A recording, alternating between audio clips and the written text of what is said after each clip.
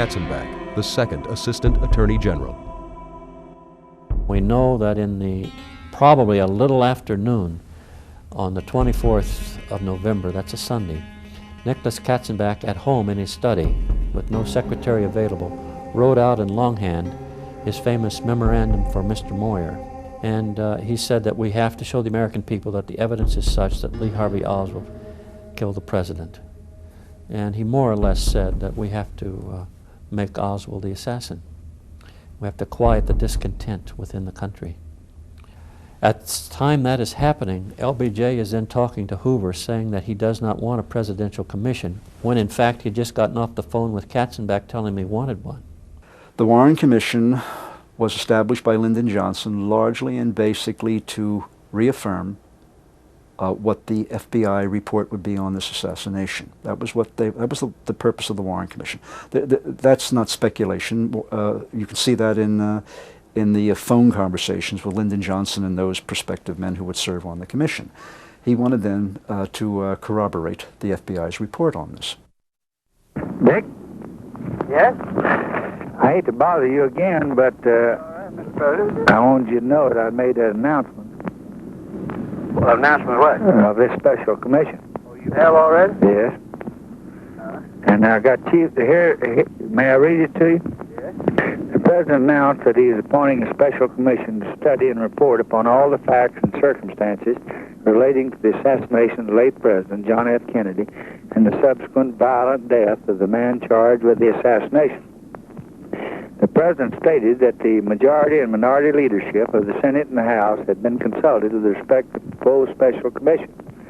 The members of the special commission are, Chief Justice Earl Warren, Chairman; Senator Richard Russell, Georgia; Senator John Cooper, Kentucky; Representative Hale Boggs, Louisiana; Representative Gerald Ford, Michigan; Honorable Allen Dulles, Washington; Honorable John J. McCloy, New York. Well, now, Mr. President, I know I don't have to tell you my devotion to you, but I just can't serve on that commission. I'm highly honored you think about me in connection with it, but I couldn't serve there with Chief Justice Warren. I don't like that man, and I don't have any confidence in him. Dick, it's already been announced, and you can serve with anybody for the good of America. Before the Warren Commission even gets its coffee, its offices and its desks set up and its coffee machines plugged in, the conclusion of the FBI report, Commission Document 1, is already being leaked to the selected press across this country. That Lee Harvey Oswald did it, and he did it all alone. Before the Warren Commission begins its investigation, it knows what the conclusion it's supposed to find. It's boxed in. All politicians in the United States live in fear of J. Edgar Hoover. They operated that way, and they operated that way for a good reason. He had the abilities to blackmail, and he exercised a terrific control, some of it almost Byzantine in the way it operated.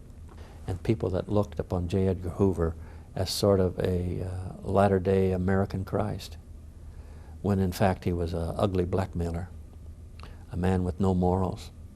Now the Commission was concerned about this, the fact that they were boxed in, the fact that the conclusion that the conclusion they were supposed to arrive at, that Oswald did it all by himself, a lone nut, that already was being leaked in the public. They talked about this endlessly. Who was leaking? Who was leaking? Well, we know who was leaking. It was the FBI. Allen Dulles, director of the CIA, until Kennedy fired him, was one of the commissioners responsible for producing the 26-volume Warren Report on the president's assassination.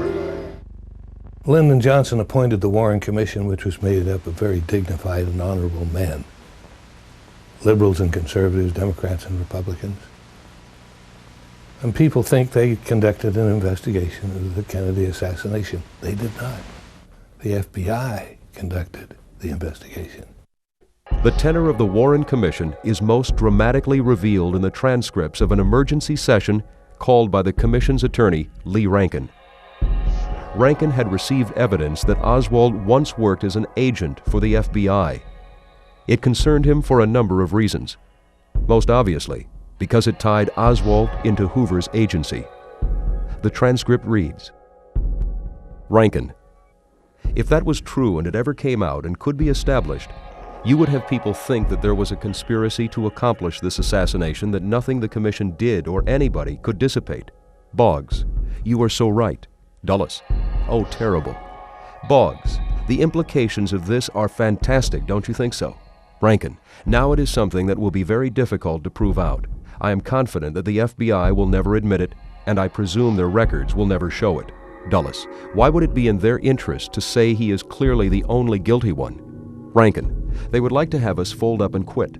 Boggs. This closes the case, you see. Rankin. They found their man. There is nothing more to do. The commission supports their conclusion, and we can go on home. And that is the end of it. Boggs. I don't even like to see this being taken down. Dulles. Yes, I think this record should be destroyed. It was pure happenstance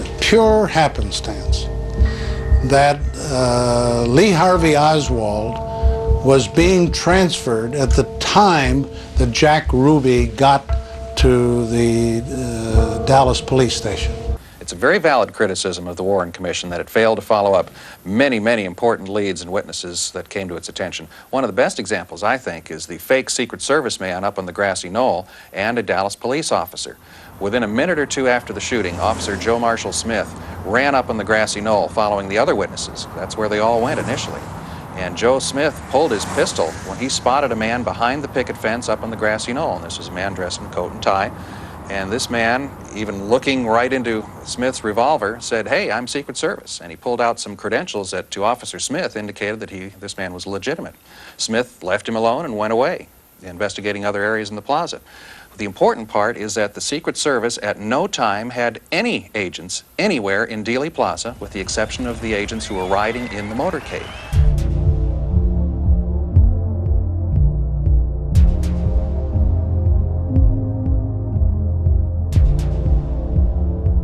So here's a guy passing himself off as a Secret Service agent to a Dallas police officer, and there was no Secret Service agent there. The Warren Commission either didn't know that or didn't want to know. They didn't even ask Officer Smith pertinent questions about that encounter. And to me, that's one of the great failings of the Warren Commission, and a typical example how important evidence was overlooked initially or lost at that time. Even two of Kennedy's top aides, riding in the limo directly behind the presidents, insist that there was more than one shooter. Both of these men were World War II veterans, so they knew the sound of gunfire, and they were convinced that the shots, including the fatal shot that took away part of the president's head, were fired from the front. Dave Powers, one of those White House aides, in a startling admission to researcher Tom Hartman shortly before he dies, describes being pressured to change his testimony to investigators. I asked him, why didn't you tell the Warren Commission this? And he said, I tried to, I would have liked to. I kept getting interrupted whenever I got to that. I was interviewed by the F.B.I., but I did not testify before the Warren Commission. It's my understanding the reason I did not go before the Warren Commission was because in my statement that I thought the shots came from directly behind implied the shots were coming from the grassy knoll. This is something apparently the Warren Commission did not want to hear. They wanted to keep the direction of the assassination in the direction of the school book depository. The Warren Commission decided that there were 3 shots fired, and the first shot struck the president in the back, exited his throat, went on to strike Governor Connally in the back and exited in his right chest, and then went through his right wrist and then wound up embedded in his thigh, and the bullet fell out at Parkland Hospital. The Warren Commission also decided the second shot probably missed and flew off into Dealey Plaza somewhere. And the commission decided that the third shot struck the president in the head and killed him. And that's the official version of what happened. And it's interesting, one of the early researchers pointed out that no witness at any time has ever described the assassination as having happened that way. As with most people, I believed the Warren report at first. I think we all had to. We needed to know that there was no nameless they that got away with this, that it had been solved. But the more that was written, the more that we learned, the more questions there were. For every question that was answered, there were 10 more new ones that needed to be answered. And I felt that for my own sake, for all of our peace of mind, we needed to know more of what happened to President Kennedy. They didn't tell us the truth. I recall an esteemed professor opening it up and showing me. He said, look at all these footnotes. They had over 7,000 footnotes. It was really spiffy. And 7,000 footnotes to fraud. I believe that Warren was involved. I think that he knew what he was doing. I think he may have been the one member of the Warren Commission other than Allen Dulles who knew. Lyndon Johnson then adopted the Warren Commission's findings. Not only adopted them, but publicly endorsed them. Not only publicly endorsed them one time, publicly endorsed them a dozen times, 24 times. In 1965, a series of books were written criticizing the Warren Commission's conclusion. In 1966, a film was produced by Emile D'Antonio, a Harvard classmate of John F. Kennedy. Entitled Rush to Judgment, it provides an argument for the defense of Lee Harvey Oswald. But it was in 1967 that the Kennedy assassination was back in the headlines, when a New Orleans district attorney named Jim Garrison charged businessman Clay Shaw with the murder. We know what cities were involved. We know how it was done in the essential respects. We know the key individuals involved, and we're in the process of developing evidence now. I thought I made that clear days ago. Although the Garrison trial ended in confusion and ridicule, it did result in one thing that made the public sit up and take notice: a bootleg release of the Zapruder film. Jim Garrison subpoenaed a copy for the New Orleans trial. It was immediately duplicated as soon as it reached his office and went out to the critical community. Then they took Dan Rather's radio narration and put that in as a soundtrack. The second shot hit President Kennedy, and there was no doubt there. His head went forward with considerable violence. His head went forward with considerable violence. Forward with considerable violence. Forward. And so this is how it entered the critical community, through this one format, and went to college campuses. And I would guess conservatively, hundreds and hundreds of thousands of college students saw it. And when in the anti-war demonstrations, they would show that. And when CBS would appear, they would yell out to them, "Forward at considerable speed," showing that they knew that if they lied about the murder of President Kennedy, they'd lie about the war. Well, during a long interview I had with Mr. Johnson at the LBJ Ranch in September 1969, we talked about the Kennedy assassination. A portion of the interview was not broadcast at the President's request on the grounds, he said, of national security. I asked Mr. Johnson then whether he was satisfied there was no international conspiracy in his assassination. I can't honestly say that I've ever been completely relieved of the fact that there might have been international connections. You mean you still feel that there might have been? Well, I have not completely discounted. Well, that would seem to indicate that you don't have full confidence in the Warren Commission report. No, I think the Warren Commission's study, and I think first of all is composed of the ablest, most judicious, bipartisan men in this country. Second, I think they had only one objective, and that was the truth. The third, I think they were competent and did the best they could. But I don't think that they or me or anyone else is always absolutely sure of every thing that might have motivated Oswald or others that could have been involved. One of the key men in this case is Clint Murchison. Clint Murchison is an oil millionaire, owned 500 companies, but he was primarily an oil millionaire.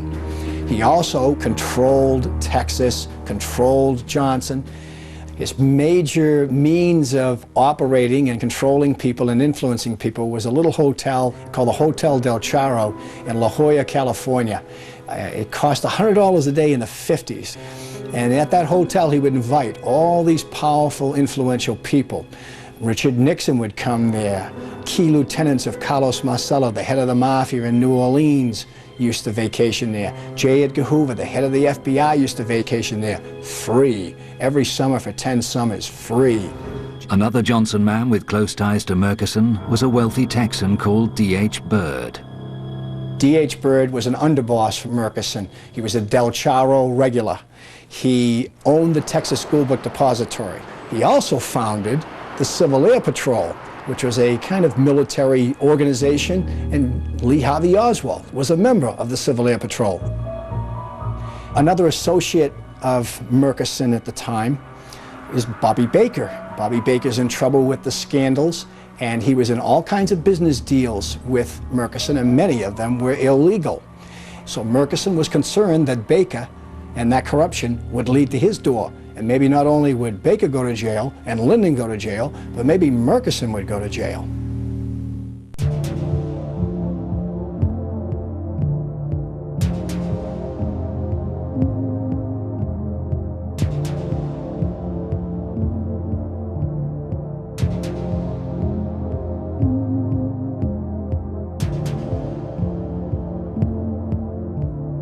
John Connally is Lyndon Johnson's best friend in history. They went back decades together. In the 1948 vote scandal, John Connally was a part of that cover-up that took place. He was his campaign manager.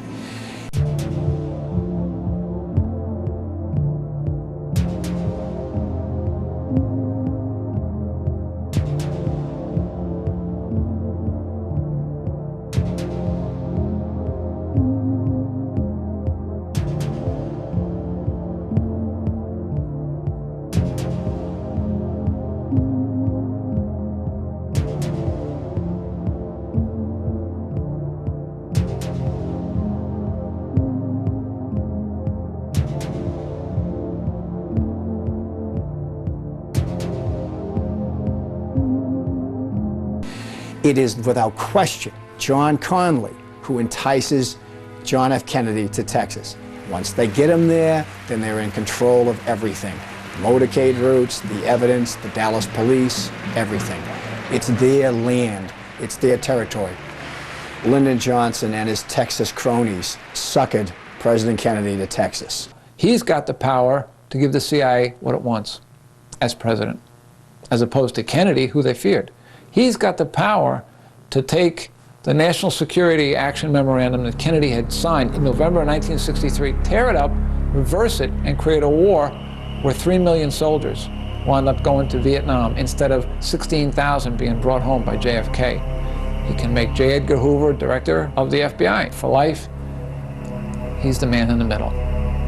Some of the concerns he had, the most he had been able to find out that there was a connection between the assassination and persons whose names were Billy Celestes.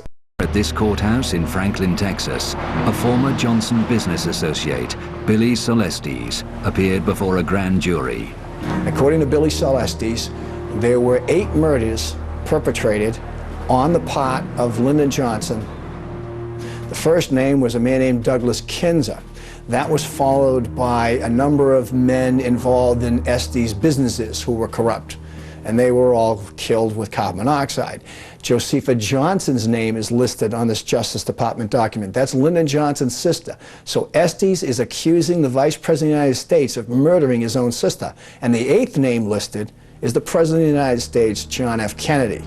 And then there is a promise of knowing more. And if Billy Celestes is telling the truth, and there is every reason to believe he is, it gives you an idea of the depth of the corruption and the ruthlessness of Lyndon Johnson. And persons whose names were Billy Celestes and Bobby Baker. Secretary to the Senate majority. Basically, he was the secretary for the Senate. And he was one of Lyndon Johnson's closest associates. And everything that Lyndon Johnson wanted to perpetrate, he had Bobby's help. Essentially, if somebody wanted to get a military contract and they wanted influence of Lyndon Johnson to help them, they had to pay off Bobby Baker, who would then pay off Lyndon Johnson. It's the world of bribes. Bobby Baker was involved in a call girl service. He was involved in real estate scams. He was involved in dealings with organized crime. He was in dealings with oil men, particularly Clint Murchison, an oil millionaire from Texas. So as a result of all this, Bobby Baker was in big trouble. And with a little bit of inspiration on the part of the Kennedys that they could get Bobby Baker to talk, Lyndon was all done. Lyndon Baines Johnson, if Robert Kennedy had his way, would not only not be on the 1964 ticket as the vice presidential candidate, but he would go to jail for the corruption that he was involved with. Although Johnson faced political extinction at the hands of the Kennedys, he had powerful allies with their own agendas that threatened the president, as researcher Gregory Burnham explains. And people would think that he had no enemies. He was so popular, he smiled, he appeared happy. Everyone loved him worldwide.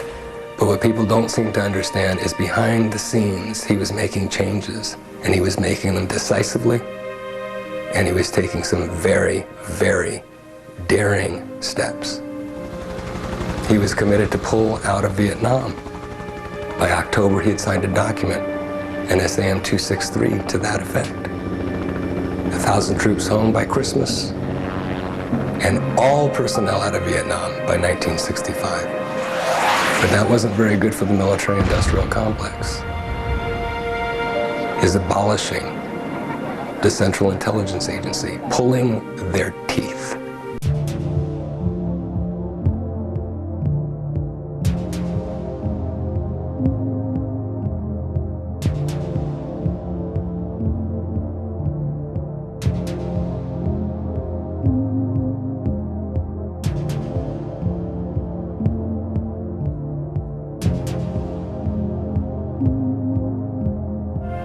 Their original mandate by law is only to coordinate intelligence, not to create the Bay of Pigs. NSAM 55 told the chairman of the Joint Chiefs of Staff that the CIA no longer can do that, and any military operation has to come directly from them to the president, period. That kind of a document really causes problems. But Texas was home to Kennedy's most dangerous opponents. Oil millionaires and billionaires in Texas were petrified of one major factor that John F. Kennedy was considering, cutting the oil depletion allowance. And there was no way they were going to allow that. The F.B.I. in Washington had at first given their full cooperation to the Dallas police. Their field agent in Dallas, in charge of the Oswald file prior to the assassination, was James Hosty.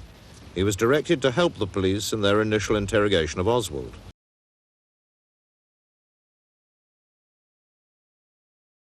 But within hours, these orders were changed. I was approached by one of the senior agents from the counterintelligence squad and was told that there were now new orders and I was not to talk to Oswald anymore and I was not to cooperate with the police department in any manner concerning Oswald's background. I have since determined that those orders came directly from Assistant Director William Sullivan, who was in charge of the Foreign Counterintelligence Squad. He was also the person who had direct liaison with the National Security Council. The National Security Council is the President, the Vice President, the Secretary of State, and the Secretary of Defense. That's about as high as you can get. It wasn't till a week later that President Johnson gave in to congressional pressure and called the Warren Commission together. Of course, by this time, the F.B.I. and probably the CIA and the Navy Department and the State Department had suppressed a lot of different things, and this was one of probably many of them. The police blundered with Oswald's murder, but the security of the president had been a Secret Service responsibility. The Dallas police had been powerless to prevent the assassination. They were also powerless in carrying out a proper investigation afterwards. We have the evidence, they claim, of 3 bullets being fired at the president, one hitting the Governor Connally.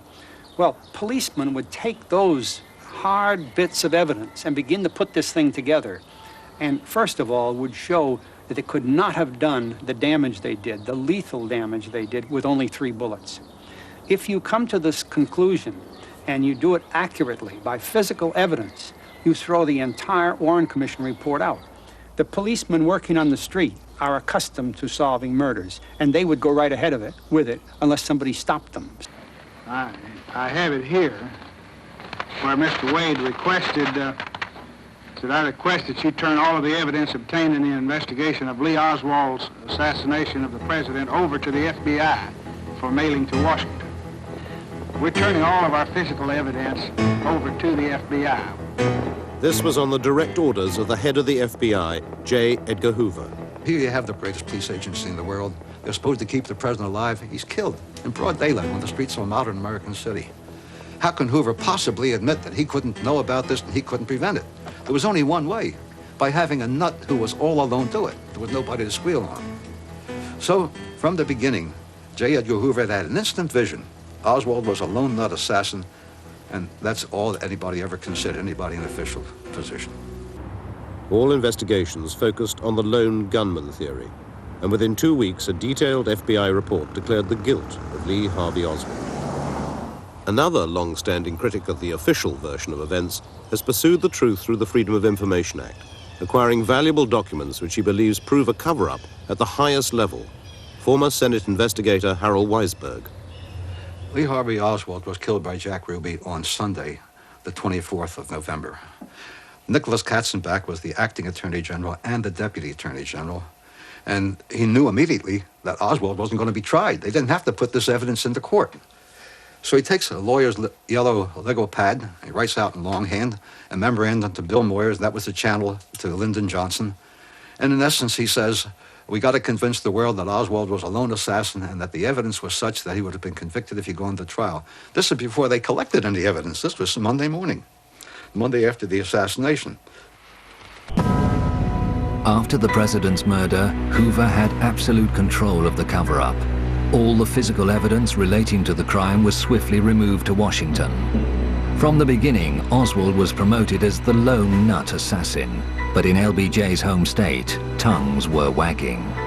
I met Lyndon on New Year's Eve at the Driscoll Hotel in Austin, and the people in Dallas, I mean, everyone was talking about Lyndon Johnson was the cause of the assassination, and it made my heart very heavy. I just couldn't believe that he could be a part of something so bad. So I confronted Lyndon. I said, Lyndon, you've got to tell me, were you part of the assassination? And of course he had a high temper fit, hit the wall, and he was very irate and angry. And he said, no, I was not, but the oil people, or he called them the fat cats of Texas that I knew, and the intelligence was the cause of the assassination. I am sure Lyndon did not make the plans per se, but he had the key people that he could call to actually do it. Only a few hours before the assassination, Madeleine received a phone call from Johnson, who was back in Fort Worth with Kennedy. Lyndon called me from the Texas hotel, and he was still irate. I said, Lyndon, about last night, and he went to cursing. He used foul language all the time, and he said, those Kennedys, he repeated, they will never embarrass me again. That's no threat, that's a promise. And I'd like the entire world to know how I personally feel is the fact Lyndon Johnson knew about the assassination and was a part of it. After the assassination, Cliff Carter, Johnson's aide, made repeated calls from the White House to the district attorney in Dallas, Henry Wade. He was instructed to look no further than Oswald for the guilty man. There was no conspiracy. A similar call was made to the Attorney General of Texas, Waggoner Carr. Then we have Lyndon Johnson himself calling the chief of homicide, Will Fritz, who's really doing the dirt work as far as interrogating Oswald and trying to get to the bottom of this case. He calls him and tells him, you have your man. You have your man. Let it go at that. Lyndon Johnson is trying to control what is going on with the investigation of the assassination of President Kennedy from Washington, D.C., with crucial figures in the case. The late Dr. Charles Crenshaw experienced the new president's controlling hand. He was in the operating theater at Parkland Hospital with his colleagues, working to save Oswald's life after Jack Ruby had shot him. He was urgently called to the phone in an adjoining office.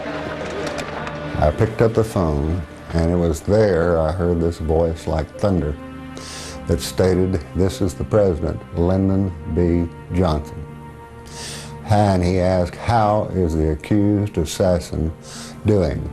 I was so startled. The thing that I could say was, "He's holding his own. He's lost a large amount of blood." He said, "Would you take a message to the chief operating surgeon?" It was more of an order than a question. So I said, "Yes, sir." He said, "There is a man in the room. I would like for him to take a deathbed confession." And all of a sudden, the phone went off. From the moment he became president, Johnson had authority over every aspect of the cover-up of Kennedy's murder. He was unassailable. Johnson has the power to contain the investigation, both nationally and locally, on the ground in Texas. More so than if it had happened, let's say, in Oregon or Wisconsin. Texas. I know, as attorney for Lyndon Johnson, that he murdered John Kennedy. And there is no doubt in my mind. Coates and I started talking, and in the course of it, John told me, if the truth be told, Clark arranged the assassination of Kennedy. It was a kind of statement that you can't easily forget, even though I personally chose not to believe it at the time. It stuck with me. Attorneys know they're acting behind a privilege. They can say things to each other. And this talk would go on at after-hours drinks, at Christmas parties, just traveling on the road. And it was like Johnson had to get Kennedy out of the way. I worked closely with Don Thomas, and Thomas was the business attorney to the president and was the second man in the law firm. Thomas and I did a number of cases together, and we traveled the state because he did not fly. We'd been to Dallas one day shortly after I became partner, and it was driving back, and just out of the blue, it seems now, looking back, Thomas said, "I am the only living man who knows what happened in Box 13. And we know what that meant. That was the stolen 1948 election. I didn't say anything. Sometimes it's best just to listen. And then he looked away and added, "But Clark took care of things in Dallas." At that point, what I'd been hearing in the law firm, what John Coates had first told me, I knew was true, because this came from a man that was Johnson's business attorney, one of Johnson's most trusted confidants, a man who worked very closely with Johnson during his maturing years, his growing up years, so to speak, and as president. And when I heard that, there was no question but that Clark had been behind the assassination, and he'd done it for Johnson. One of the most compelling pieces of evidence linking Johnson with the assassination is through his henchman Malcolm Wallace, the convicted killer of Douglas Kinzer.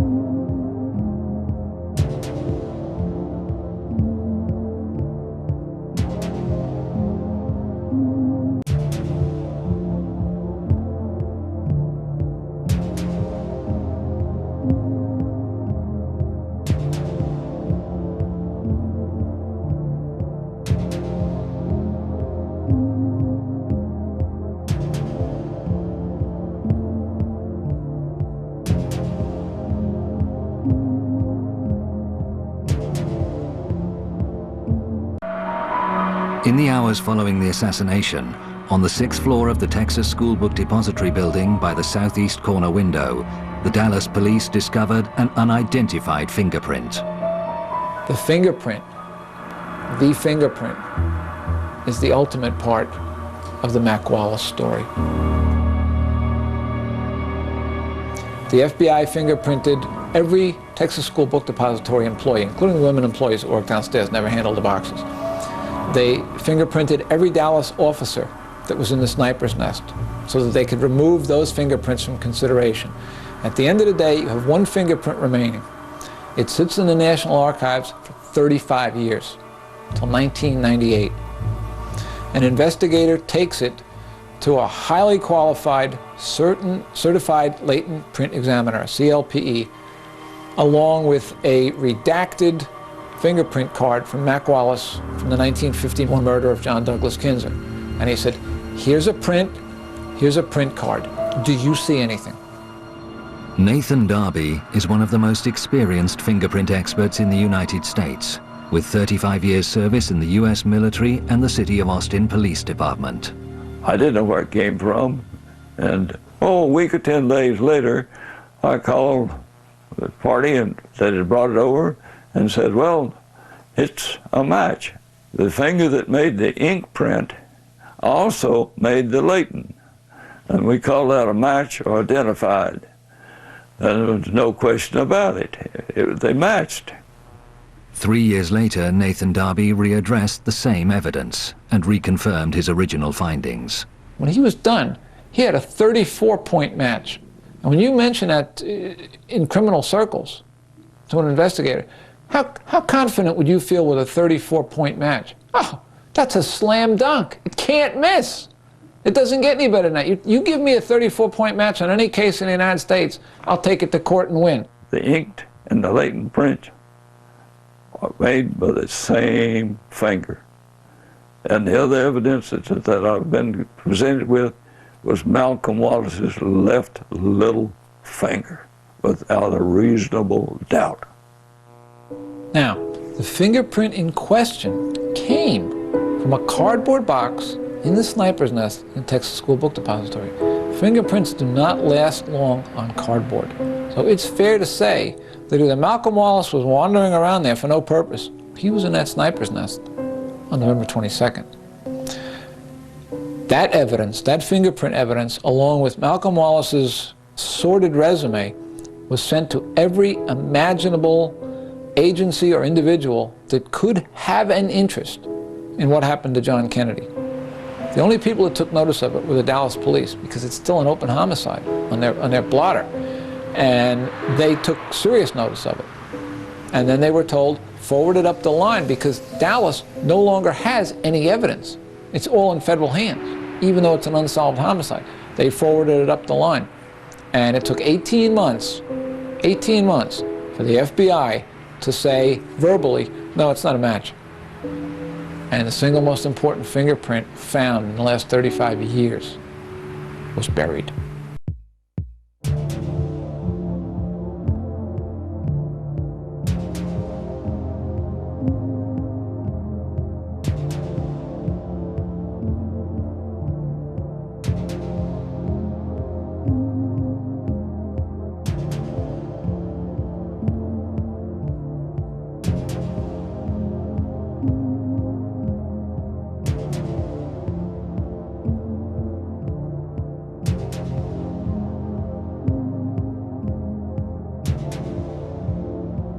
It's still the big lie. It's unknown, it's unidentified. No, it's identified. It's Malcolm Wallace, and he's linked to Estes, Carter, and Lyndon B. Johnson.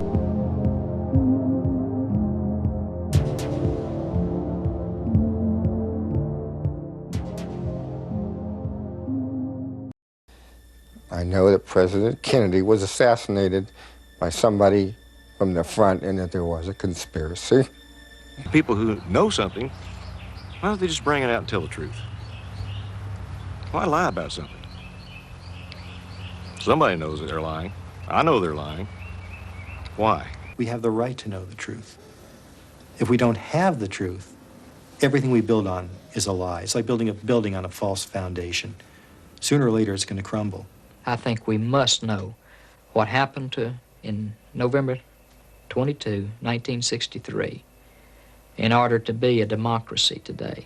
And until the truth is told about that day, then we don't know that they're telling the truth today. I think it is terrible just to know that a nation can have within its own government those kind of evil influences that can cause something like that to happen, and then to cause it to be covered up to the extent that it has been, makes you feel like you're really not in a democracy. Just as John Kennedy's car took an incredible turn when it went onto Elm Street, 300 feet later, our form of government, our way of life, our way of respecting our government, our way of being respected by our government, took that same kind of bizarre wide turn, and we haven't gotten back on the straight and narrow yet. The Kennedy assassination was the end of faith in government. And so it's up to the little man to fight the odds. Davy Crockett, Sisyphus pushing his rock. Someone has to keep fighting the odds. And even though you know the chances are that you're never going to get a resolution to what you're fighting for, you have to fight for it anyway. Just the principle of justice, just the principles of American democracy. Don't give up. Keep fighting.